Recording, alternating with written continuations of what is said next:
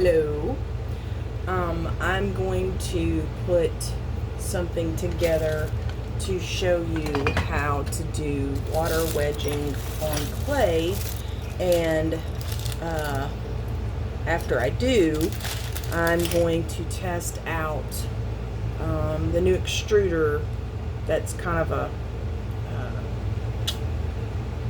I don't even remember the word. I'm old. It's not my fault. It's basically a double duty kind of thing because I got my Pampered Chef cookie gun, right?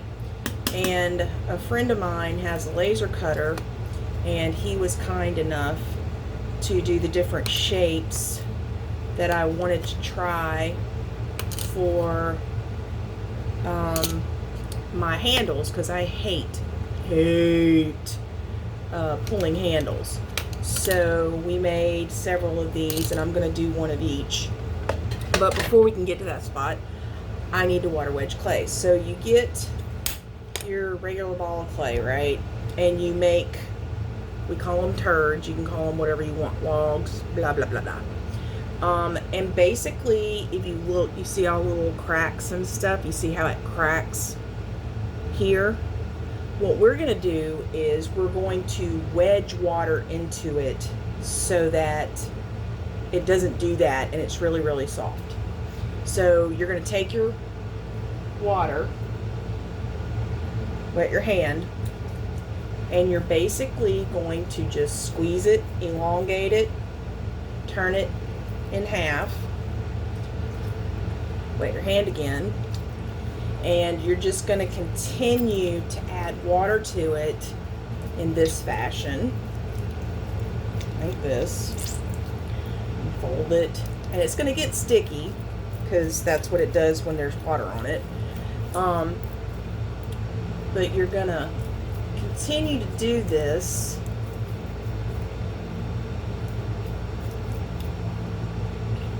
and add water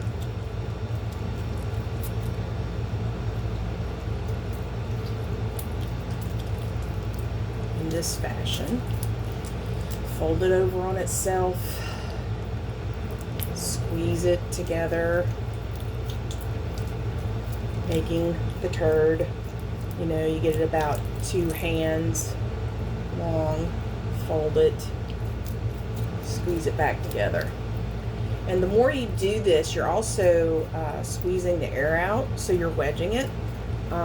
This is really the beginning of, if you were going to pull a handle, you would start similar to this, but then you would put everything like here at the top, and at this point you would start pulling it with water on this hand.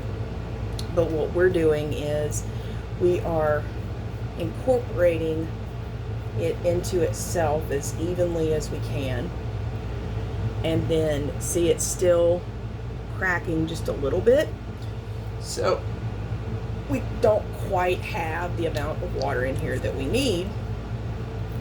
So you just keep doing this until it gets really pliable, and when you bend it, it does not crack, it just kind of flows over. And it takes a little while. Your hands are going to get tired. You should expect that.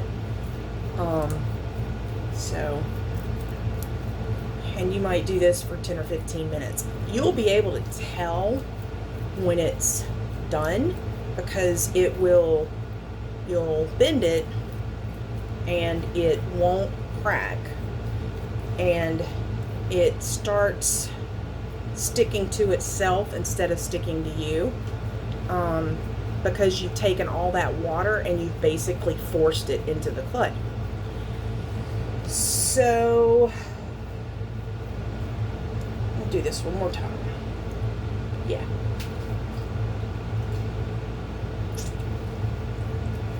And if you're wondering, I have a reclaim bucket over here that I've been throwing with this color with, so I'm just using it, so the water that I'm putting in it already has clay particles in it. You don't have to do that. I'm just reusing what I've already got.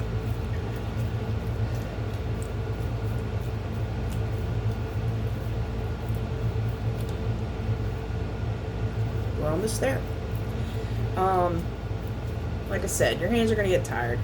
Once you have something water wedged, though, you can leave it like that for a couple of days as long as you seal it up really, really well. What I do is I have buckets that have little washcloth sponges in there just to kind of keep them humid. I also have a wet box. You can put it in a wet box. Make sure you put it in a Ziploc bag to keep it as malleable and as moist as you can. So close, so close. And I'm letting this run the whole time because I want you to be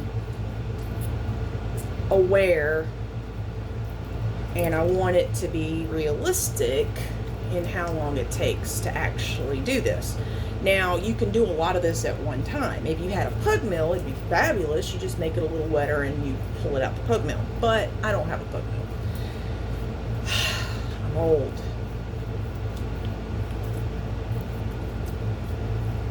And the consistency of this will get softer, like a lot softer. You won't have to work it as much, like 5 or 10 minutes into wedging it, as you did when you first started, because all that water that you had on your hand is now in this.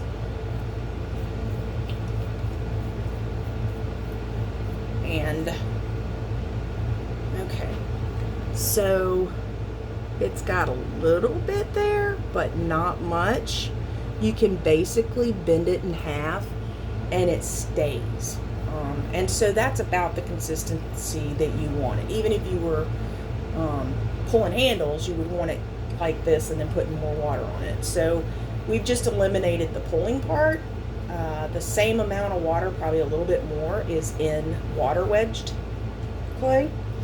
And now this clay would be ready for me to do a sprig mold. It would be ready for me to do a handle. I'm going to do a second video and do all the samples. I'm going to do a little bit of each one of the dies that I got here that we made today so that you can see how it comes out. So that is water wedging, and you can do this in advance, and you don't have to like sit there and try to get ready to make a handle for something. If you've got 4 or 5 pots, you can have this ready and then just pull it if you want to pull it, or at that point it would be ready for the extruder. So stay tuned. I will do another one and we will see how this pushes out of the modified extruder. Peace.